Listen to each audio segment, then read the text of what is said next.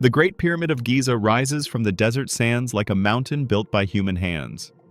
For over 4,000 years, we've been told a simple story. Pharaoh Khufu constructed this monument around 2580 BCE, a tomb built in just 20 years by 100,000 workers armed with copper tools and determination. The narrative is clean, complete, and comfortable. Every textbook repeats it. Every documentary confirms it. Every tour guide recites it. But there's a problem with this story that Egyptologists rarely discuss in public. Not a single contemporary inscription from Khufu's reign claims he built the Great Pyramid. The only evidence linking Khufu to this structure, the tallest building on Earth for 3,800 years, is a single cartouche found in a sealed relieving chamber. Colonel Howard Weiss discovered it in 1837, and the circumstances were questionable from the start. Weiss was under enormous pressure to find proof of the pyramid's builder. When his team finally located the painted hieroglyphs, skeptics immediately noticed something strange. The paint appeared fresh, and the spelling contained errors uncommon in the 4th dynasty. Some scholars whispered about forgery, though the accusations never gained mainstream traction. If you built the tallest structure on Earth, wouldn't you want everyone to know it was yours? So why is Khufu's name nearly absent from his supposed greatest achievement? This is just the first of many documented facts that don't add up, and someone has been very careful about which facts reach the public. For decades, one man controlled nearly every aspect of Egyptian archaeology, Dr. Zahi Hawass. As Secretary General of Egypt's Supreme Council of Antiquities, and later as Minister of Antiquities, Hawass held the keys to every excavation, every discovery, every secret buried beneath Egypt's sands. All permits flowed through his office. All announcements came from his lips. All access required his approval. The pattern of control is documented and undeniable. In 1993, German engineer Rudolf Gantenbrink sent a small robot named UPUIUT-2 into the Queen's Chamber's narrow shafts. These passages, barely 20 centimeters wide, had never been fully explored. On March 22, 1993, the robot traveled 65 meters up the southern shaft and made a startling discovery. A limestone door fitted with 2 corroded copper pins, blocking the passage. The world's media erupted with excitement. What lay beyond this sealed door? Hidden for millennia? But within days of the discovery, Gantenbrink's contract was abruptly terminated. The official reason? He had exceeded his mandate. 9 years passed before anyone was allowed to continue.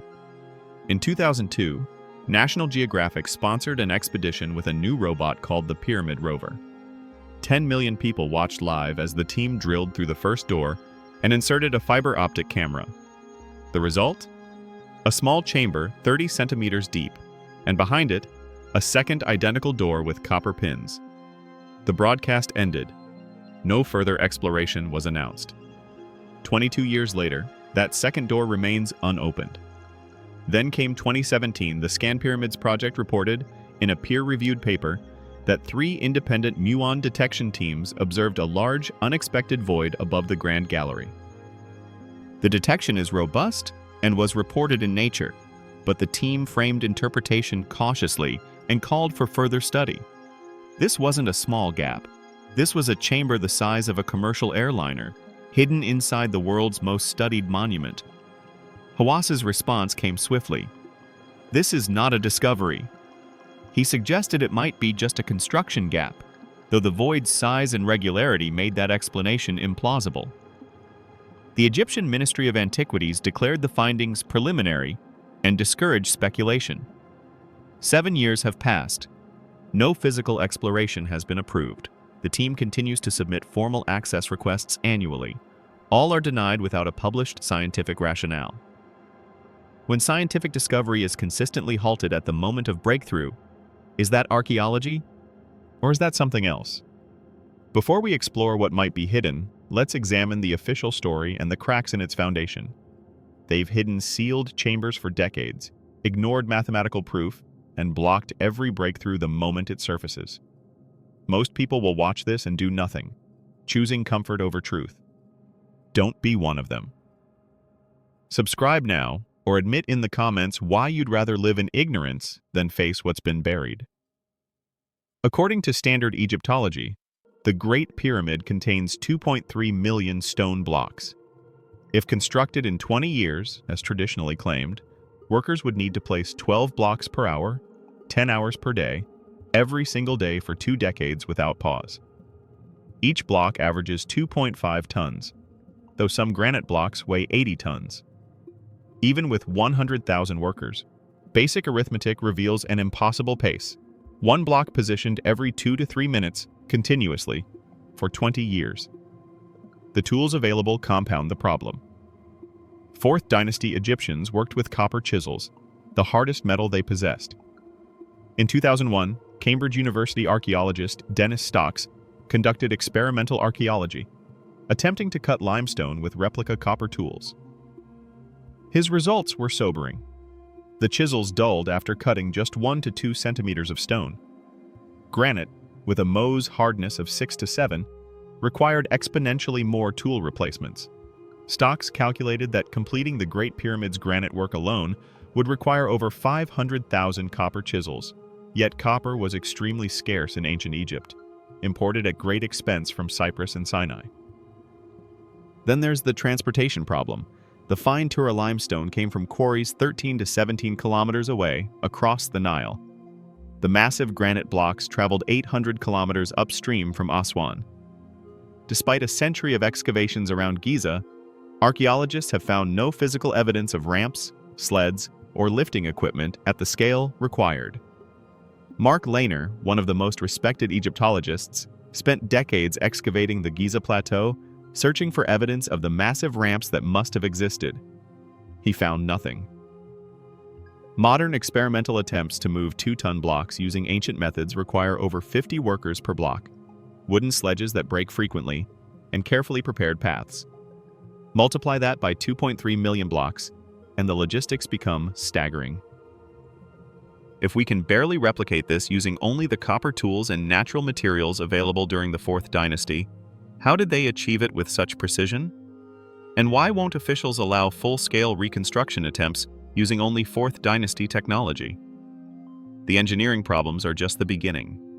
The precision is where things get truly strange. They moved 80-ton granite blocks 800 kilometers. If we can barely replicate that precision today using only 4th Dynasty methods, the official story has a massive hole. Don't scroll past history's greatest engineering question. Hit subscribe if you demand evidence over comfortable narratives. Comment with #precision if you think we've been given a flawed timeline. In 1925, British surveyor J.H. Cole conducted the most accurate measurement of the Great Pyramid's base ever performed. His findings, verified by engineer Glenn Dash in 2015, revealed something extraordinary. The structure is aligned to true north within 3/60ths of a single degree, 0.05 degrees of accuracy. To comprehend this achievement, understand that modern construction projects using theodolites and GPS struggle to match this precision across a 230-meter base. The ancient Egyptians supposedly accomplished it without compasses, without magnetic instruments, and without any documented surveying tools capable of such accuracy. Dash proposed in 2015 that the builders might have used the autumn equinox method, tracking the sun's shadow arc. But this technique requires 3 prerequisites: a perfectly level base across 13 acres of naturally sloping limestone bedrock, precise timekeeping to the minute, and mathematical calculations not documented anywhere in the Egyptian historical record. The method is theoretically possible but practically staggering in its demands. The base itself presents another mystery. Cole's survey revealed that the southeast corner is only 1.27 centimeters higher than the northwest corner, across a base measuring 230.3 meters. This variance meets modern construction tolerances. To achieve this, the builders first had to level the bedrock, which naturally slopes. The amount of stone that needed to be cut away and precisely leveled staggers the imagination, yet it was accomplished with such accuracy that 4.5 millennia later, the variation is barely more than a centimeter. But the most bewildering precision appears in the stonework itself. Sir Flinders Petrie, the father of scientific Egyptology, surveyed the pyramid in the 1880s with instruments accurate to fractions of a millimeter. His measurements of the core masonry revealed joints averaging 0.5 millimeters, half the thickness of a credit card. The original casing stones, most of which were stripped away centuries ago, showed joints of just 0.15 millimeters. Modern masonry typically aims for joints of 3 to 6 millimeters and considers that acceptable. The remaining casing stones at the pyramid's base contain no mortar in many joints. The stones simply rest against each other, held by precision alone. Inside the king's chamber, the precision defies belief. The walls are constructed from massive granite blocks, each weighing 70 to 80 tons, transported 800 kilometers from Aswan. The fitting tolerance between these enormous blocks measures less than 0.25 millimeters in places. Sections of the surface are polished to near optical flatness. Some authors, for example Christopher Dunn, argue that certain drill marks imply advanced machining. This remains a minority view and is not accepted by mainstream Egyptologists, who interpret tool marks in light of stoneworking techniques, percussive tools, abrasives, supported by experimental archaeology. The marks indicated a technology capable of cutting through granite at rates that would require modern diamond-tipped saws and CNC machinery. How did Bronze Age builders attain modern precision? And why do textbooks never mention this problem? The silence surrounding these questions is deafening, but the measurements don't lie. They're documented, verified, and impossible to explain with conventional tools. If the precision is baffling, the absences are even more so. Step inside the Great Pyramid, and you'll find something unprecedented in Egyptian archaeology. Nothing. No hieroglyphic inscriptions decorate any chamber. No decorative elements adorn any wall. No grave goods have ever been documented. No mummy or mummy fragments have ever been found. No organic materials exist for carbon dating the construction. No tool marks appear on the granite in the king's chamber. The pyramid interior shows variable traces of past lighting and use. Absence of extensive ritual inscription or grave goods contrasts with other tombs, but soot and other residues have been documented in some internal spaces. The lighting working history is complex and partly obscured by later activity and conservation. Compare this to every other Old Kingdom royal tomb. The Pyramid of Unas, built just 50 years later, is completely covered in pyramid texts, 283 spells inscribed across every interior surface. The pyramids of Teti, Pepi I, Merenre, and Pepi II from the 6th dynasty all contain extensive interior inscriptions, prayers, spells, and royal cartouches. Even the earlier step pyramid of Djoser contains pottery, stone vessels, and inscribed materials. Every known royal Egyptian tomb is a theological statement, a map to the afterlife, a guarantee of immortality carved in stone. The Great Pyramid stands alone in its silence. Mainstream Egyptologists propose that it was looted and cleaned out, but the evidence contradicts this explanation. The pyramid's entrances were hidden and sealed. When Caliph al-Mamun's workers broke through the northern face in 820 CE, Arab accounts describe finding the chambers already empty. There was no debris scatter, no broken artifacts, and no evidence of forced entry before that date. Tomb robbers take treasures but leave wreckage. So why does the Great Pyramid look like it was built empty from the start? Outside the structure, the construction evidence is equally absent. Mark Lehner's decades of excavation found no trace of the massive ramps required to raise millions of tons of stone. No worker sledges exist at the necessary scale. No copper tools have been discovered in sufficient quantity. The administrative papyri that should document such an enormous project simply don't exist.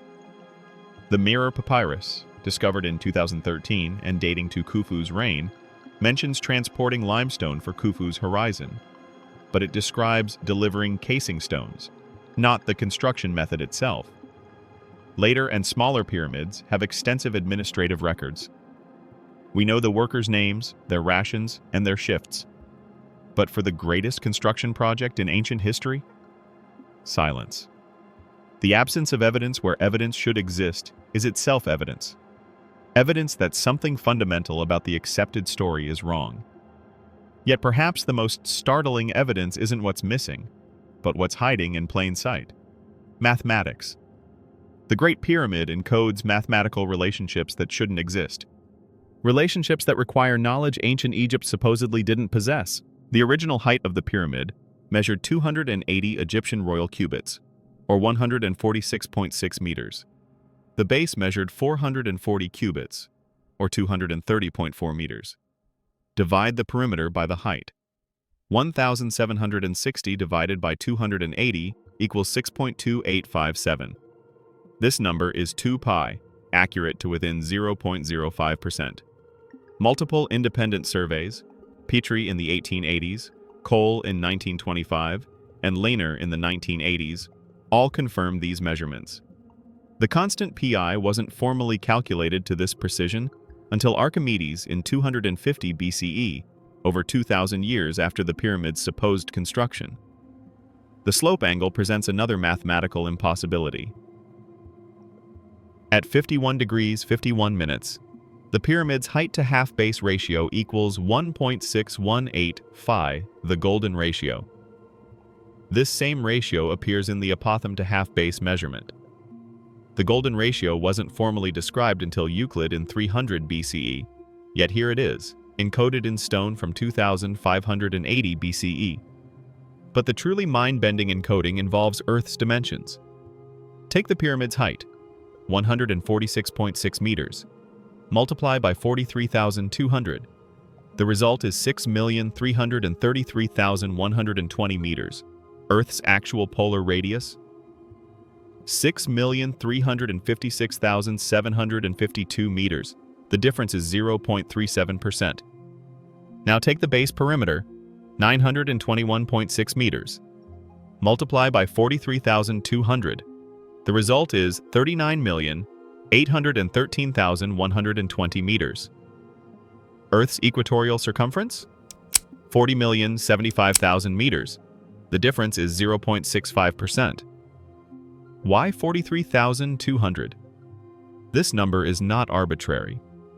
The precession of the equinoxes, the slow wobble of Earth's axis, completes one full cycle every 25,920 years. Divide that by 600, and you get 43.2. This astronomical phenomenon wasn't documented by the Egyptians and wasn't formally described until the Greek astronomer Hipparchus in 130 BCE. Yet, the scaling factor appears embedded in the pyramid's architecture, linking a 4th dynasty monument to both Earth's dimensions and cosmic cycles. Mainstream archaeologists argue these are coincidences, that ancient builders worked empirically without understanding the ratios they created. Robert Bauval, who proposed the Orion correlation theory, calculated the probability of all these mathematical relationships appearing by chance, less than 0.001%. The skeptical position requires more faith in coincidence than the alternative requires faith in lost knowledge. There's one more mathematical anomaly. The Egyptian royal cubit measures 0.5236 meters. Double it, 1.0472 meters. This equals pi divided by 3, accurate to within 0.03%.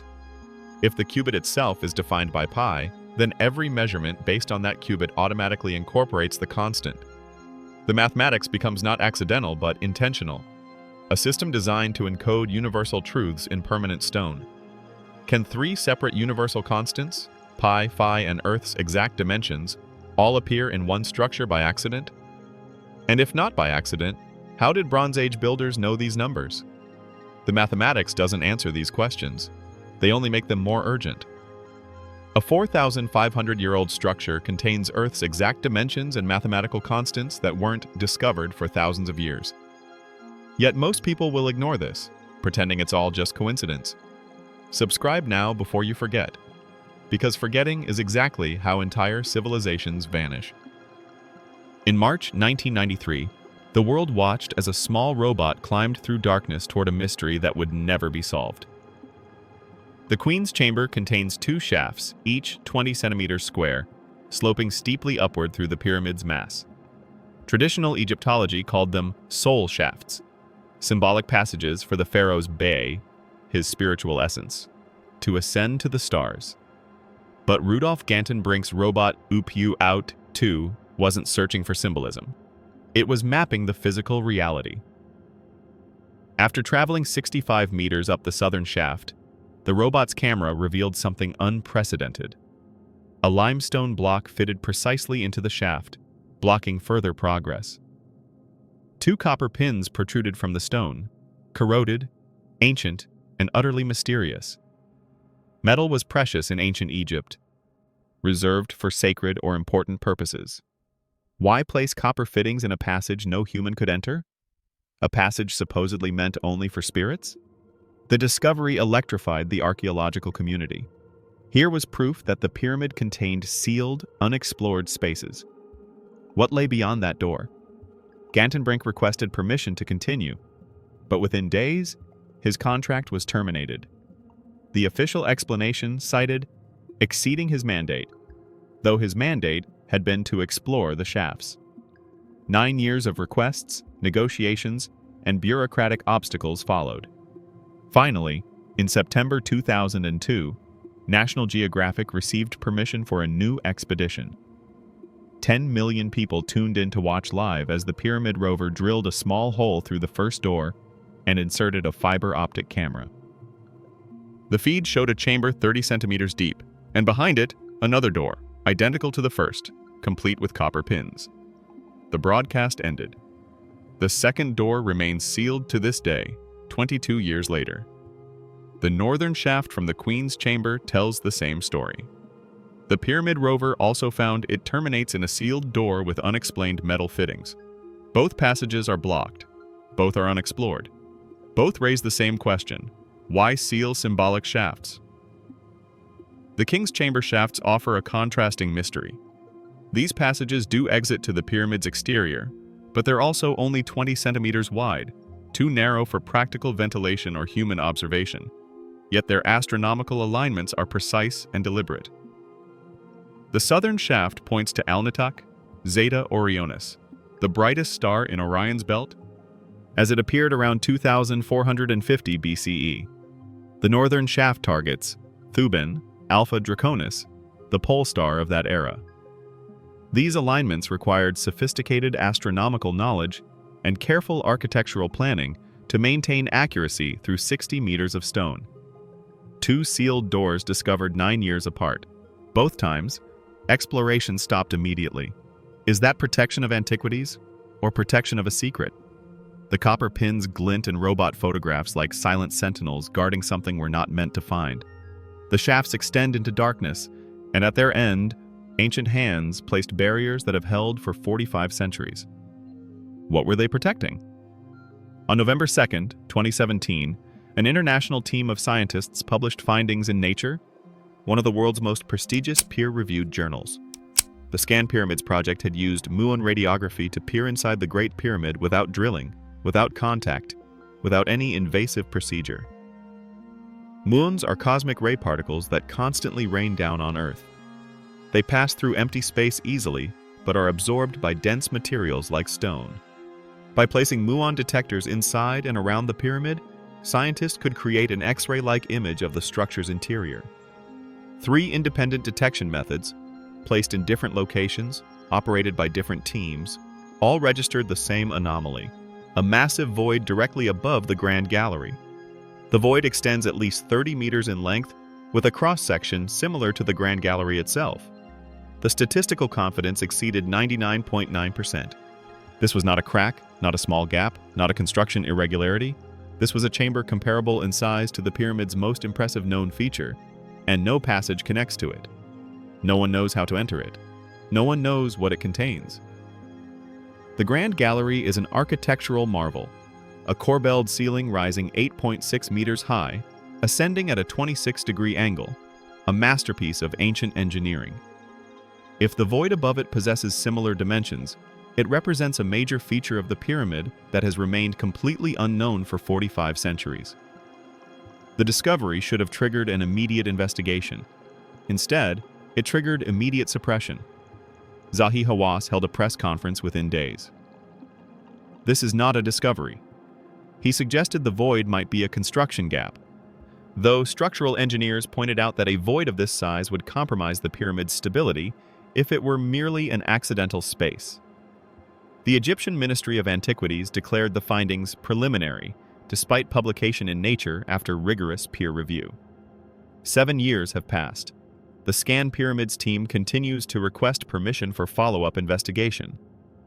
Every request is denied without a published explanation.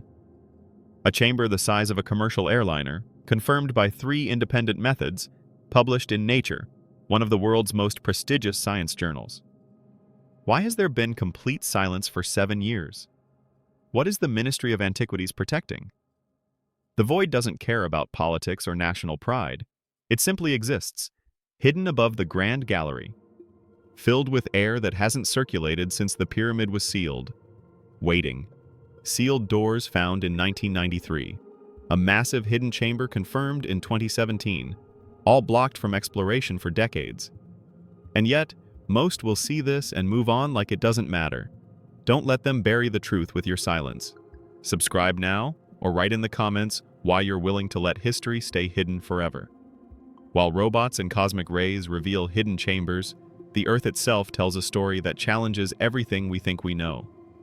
In 1990, Dr. Robert Schoch stood in the Sphinx enclosure with a geologist's trained eye and saw something that changed his perspective forever.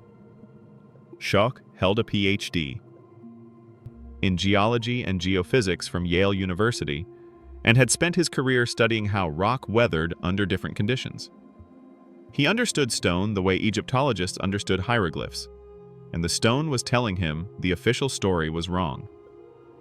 The Sphinx enclosure walls display deep vertical fissures and an undulating, rounded profile. This weathering pattern is characteristic of precipitation, sustained, heavy rainfall flowing over extended periods. Wind erosion creates horizontal banding, sharp edges, and gradual wearing away of soft spots. Water erosion creates vertical channels, smooth surfaces, and rounded contours. The distinction is clear to any geologist. Schoch compared the Sphinx enclosure to other limestone structures at Giza. The Sphinx Temple, built from stones quarried from the same bedrock during the Sphinx's carving, shows sharp edges and wind erosion only. Mastaba tombs from the same era display typical desert weathering, horizontal, abraded, sharp-featured. Only the Sphinx enclosure bears the unmistakable signature of water. The implications are staggering. The Sahara region last experienced sustained heavy rainfall between 10,000 and 7,000 years ago during the African humid period, when the desert was a green savanna dotted with lakes. Climate data from ice cores, sediment analysis, and paleoclimatology studies confirm this timing beyond doubt. If the erosion pattern is water-caused, the Sphinx must predate 5000 BCE at minimum, at least 2,500 years before the traditional date assigns it to Pharaoh Khufu's reign around 2500 BCE. In 1992, Schoch presented his findings at the Geological Society of America conference. The geologists in attendance largely agreed with his weathering assessment. The pattern was clear. But Egyptologists rejected the dating implications immediately. Their reasoning: no civilization existed in 7000 BCE capable of carving the Sphinx. Therefore, the erosion must have another explanation. The proposed alternative explanations crumbled under scrutiny. Hawass and Mark Lehner suggested water pooling at the Sphinx's base caused the erosion, but the pattern flows from top to bottom, consistent with rainfall, not pooling. The upper walls show heavier erosion than the lower walls, the opposite of what groundwater would produce. Another hypothesis proposed capillary action from groundwater, but this doesn't create vertical channeling. A third suggestion blamed wind and sand, but adjacent structures exposed to identical conditions for identical periods show completely different weathering. The geological evidence is unrefuted. The timeline implications remain rejected. When geologists say water erosion and Egyptologists say impossible, too old, who do we trust? The experts in rock weathering or experts in artifacts? The stone doesn't care about archaeological models. It simply bears the marks of rain that fell when the Sahara was green. The Sphinx mystery deepens when we examine ancient Egyptian texts. The Dream Stela, erected by Pharaoh Thutmose IV around 1401 BCE, describes the Sphinx as already ancient in his time, buried in sand up to its neck. If Khafre carved it in 2500 BCE, why was it considered very old just 1,000 years later, and buried so deeply it required excavation? The text implies the monument predates even Thutmose's ancient kingdom, a relic from a forgotten age. Then there's the inventory stela, discovered in 1858 by French archaeologist Auguste Mariette. Currently housed in the Egyptian Museum in Cairo, this limestone inscription dates to approximately the 26th dynasty, based on hieroglyphic style, around 664 to 525 BCE. The content is explosive. The stela describes Khufu discovering the Sphinx already in existence, buried by sand. It explicitly states that Khufu restored the statue of Hor-Emakhet, the Sphinx. It mentions that Khufu built a pyramid beside the Sphinx temple, not that he built the Sphinx itself. Mainstream Egyptology dismisses the inventory stela as late-period historical fiction, arguing that an inscription written 2,000 years after the events it describes cannot be reliable. But this dismissal creates its own problems. The Egyptian late period was known for meticulous historical research. Priests had access to archives, temple libraries, and older inscriptions no longer extant. This was not a creative or mythological period. It focused on the restoration of old traditions and accurate preservation of ancient knowledge. More problematically, the stela's claim diminishes Khufu's achievement. Egyptian royal propaganda always inflated accomplishments, never reduced them.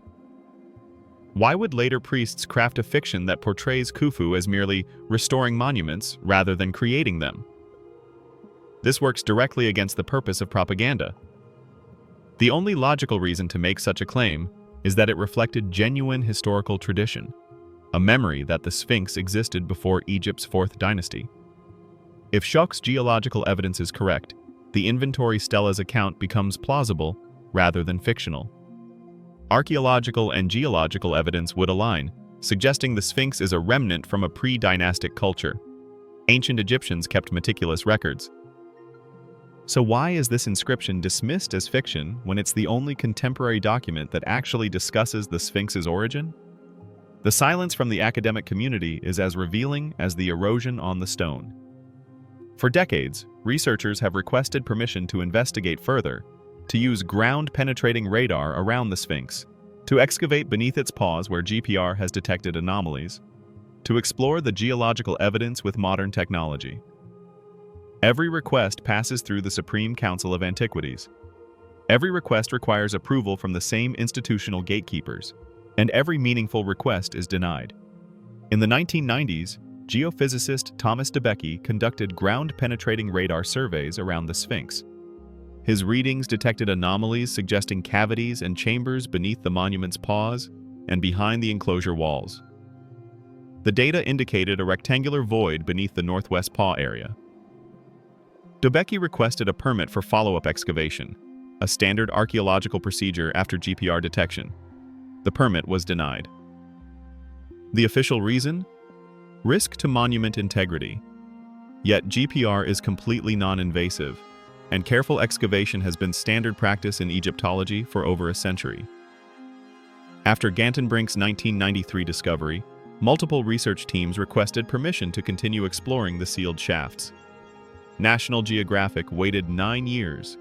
Universities submitted proposals. Documentary teams offered funding. The pattern was consistent: extensive negotiations, bureaucratic delays, limited access. Even after the 2002 expedition revealed the second door, further exploration was blocked. The average permit for traditional Egyptological research takes 6 to 12 months. Gantenbrink's follow-up took 9 years, and even then, the investigation was incomplete. Robert Bauval, the researcher who proposed the Orion correlation theory linking the pyramid's layout to Orion's belt, and Graham Hancock, an investigative journalist specializing in alternative history, both requested access for documentary filming and astronomical measurements. Both were repeatedly denied or given such limited access that meaningful research was impossible. Hawass publicly dismissed their theories as pyramidiates and imaginary nonsense, but he never addressed the astronomical data directly. Instead, He blocked their ability to gather physical evidence that might support or refute their claims. When the Scan Pyramids team published their void discovery in Nature in 2017, they immediately requested permission for physical exploration. 7 years later, no permit has been granted. The official response states they need a comprehensive plan, yet no guidelines for what such a plan should contain have been published. The team submits formal access requests annually. Each is denied without a published scientific rationale. The permit system itself reveals the control structure. All excavation permissions flow through Egypt's Supreme Council of Antiquities. The Secretary General holds final approval authority, a single individual deciding which research proceeds and which stops. The criteria for approval are not publicly documented. The process appears entirely discretionary. Traditional dynastic research focusing on pharaonic achievement receives permits regularly. Alternative research questioning dates, origins, or capabilities faces disproportionate denial and delay. The academic consequences are severe. Researchers pursuing non-traditional theories face permit denials, journal rejections from Egyptology publications, exclusion from conferences, and loss of academic appointments. John Anthony West, who brought Robert Schoch to examine the Sphinx, never held a formal academic position and self-funded his research because institutional support evaporated. The effect is chilling. Professional archaeologists face career destruction if they pursue anomalous findings. The safest path is silence.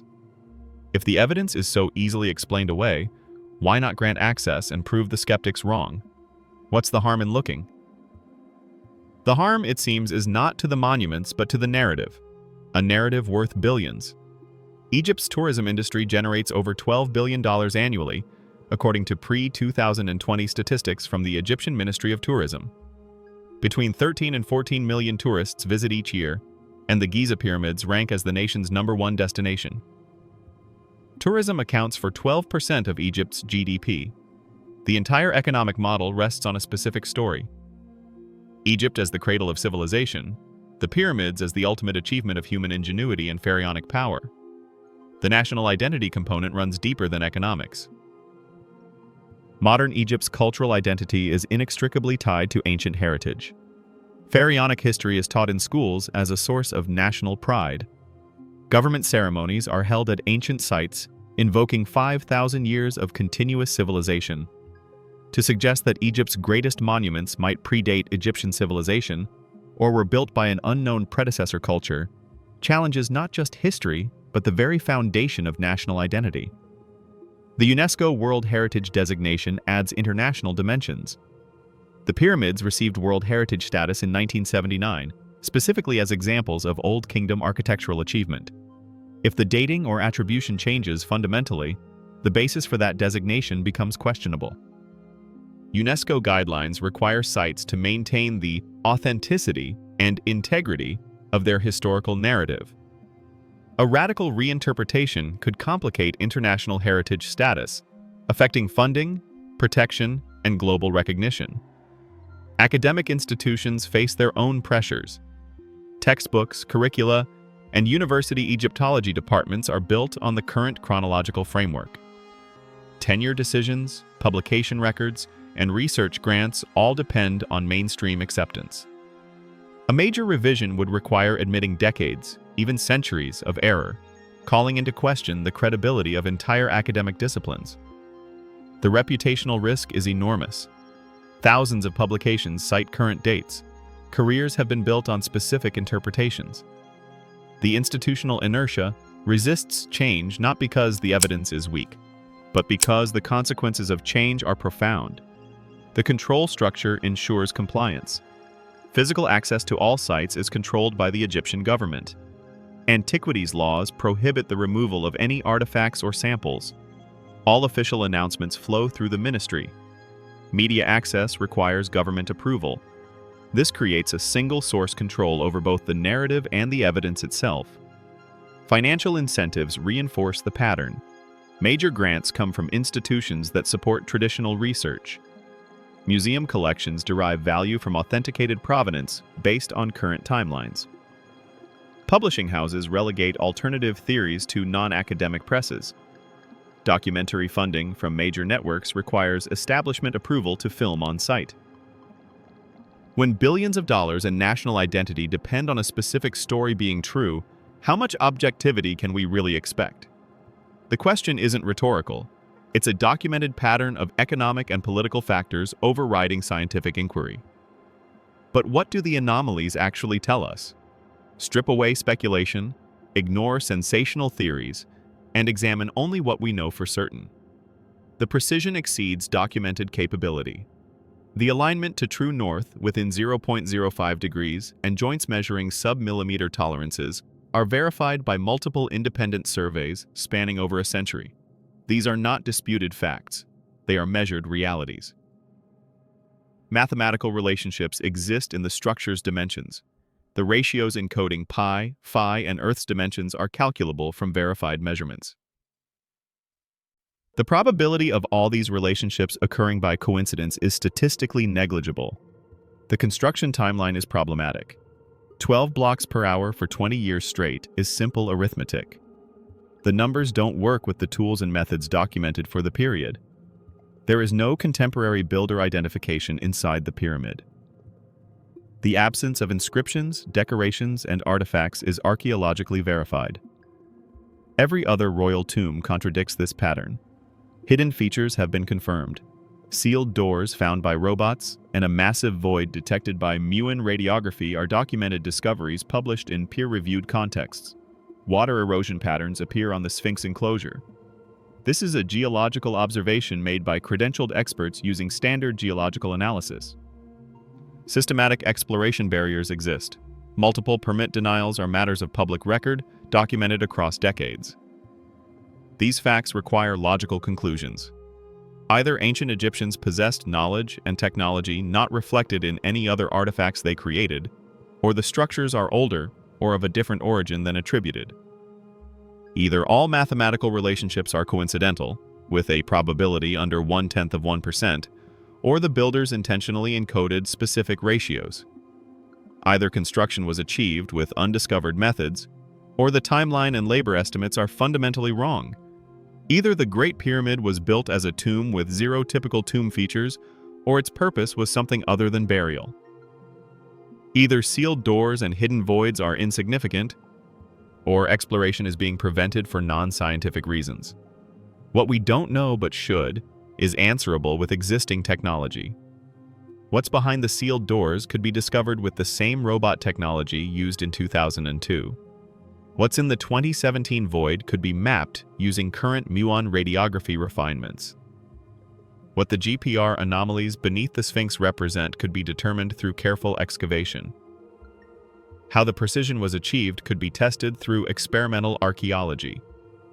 What method moved 80-ton stones 800 kilometers could be verified through full-scale reconstruction attempts using only 4th Dynasty tools. The central mystery persists. Every civilization leaves traces of technological progression, trial and error, gradual improvement, increasing sophistication. The Egyptian record shows clear development in earlier and later pyramids, but the Great Pyramid appears as a singular spike in capability. The highest precision, never matched again, neither before nor after. Does it represent the peak of gradual development, though no evidence of progression toward it exists? Does it reflect the application of foreign knowledge, though from an unknown source? Or is it an older structure, renovated by later dynasties who claimed it without understanding it? We've sent robots to Mars to search for ancient life. Why won't we send 130 meters further inside our own planet's greatest mystery? The question hangs in the air like desert dust, unanswered and unaddressed. These explorations could happen tomorrow with existing technology. Fiber optic cameras could explore beyond the sealed shaft doors, the same technology proven safe in 2002.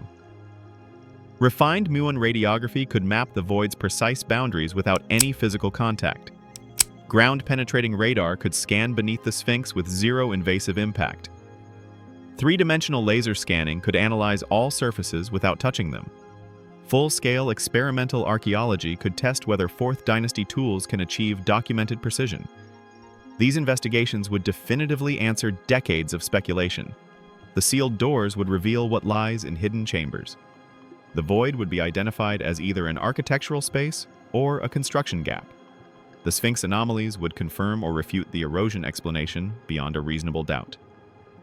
Precision analysis would demonstrate whether copper tools can achieve the measured tolerances. Reconstruction attempts would prove whether the timeline is physically possible. This matters beyond Egypt, beyond archaeology, and beyond academic debates. The scientific method either works or it doesn't, regardless of implications. If our timeline of human capability is wrong, we need to know. If ancient techniques surpassed modern understanding, we might relearn lost knowledge. Archaeological precedent exists. Göbekli Tepe, discovered in 1994, rewrote our understanding of prehistory, pushing back monumental architecture by 6,000 years. The Great Pyramid might do the same. The public plays a role in demanding transparency, in supporting crowd-funded independent research not controlled by institutional gatekeepers, in maintaining media pressure through documentaries and journalism, in holding universities accountable to encourage investigation rather than suppression. If you had the power to approve just one exploration, sealed doors, hidden void, or Sphinx excavation, which would you choose, and why? The answer reveals what mysteries call to you, what questions matter most, what truths you're willing to fight to uncover. This investigation reveals not wild speculation, but documented facts that don't fit accepted explanations. It exposes a pattern of institutional resistance to investigation, demonstrating how economic and political factors override scientific inquiry. It demands that science take precedence over comfortable narratives. 3 possibilities remain. Ancient Egyptians were far more advanced than any evidence shows, and that evidence has been lost. The structures are older than attributed, built by an unknown predecessor culture. Or current dating is correct, but the purpose and methods are completely misunderstood. All 3 possibilities require acknowledgement that we don't have complete answers, openness to evidence-based revision, an end to exploration barriers, and renewed scientific investigation. The Great Pyramid doesn't care about our theories. It simply stands, precise, silent, and filled with chambers we haven't explored. The question isn't whether mysteries exist. Documented evidence proves they do. The question is whether we'll ever be allowed to solve them, or whether some truths will remain buried, not by sand, but by the very people who claim to seek them. Knowing what you now know, the sealed doors, the unexplored void, the denied permits, do you think the full story of the pyramids has been told? Or are we only seeing what someone decided we should see? The answer lies not in speculation, but in action. In demanding that sealed doors be opened, that hidden chambers be explored, that science be allowed to proceed without institutional interference. The stone is patient. It has waited 45 centuries. It can wait longer. But the question remains, suspended between past and future. What are they hiding, and why won't they let us look? We'd love if you subscribed, left a comment, or explored more of our videos. There's always more to uncover, and we're just getting started. Thanks for watching, and as always, until next time, stay safe.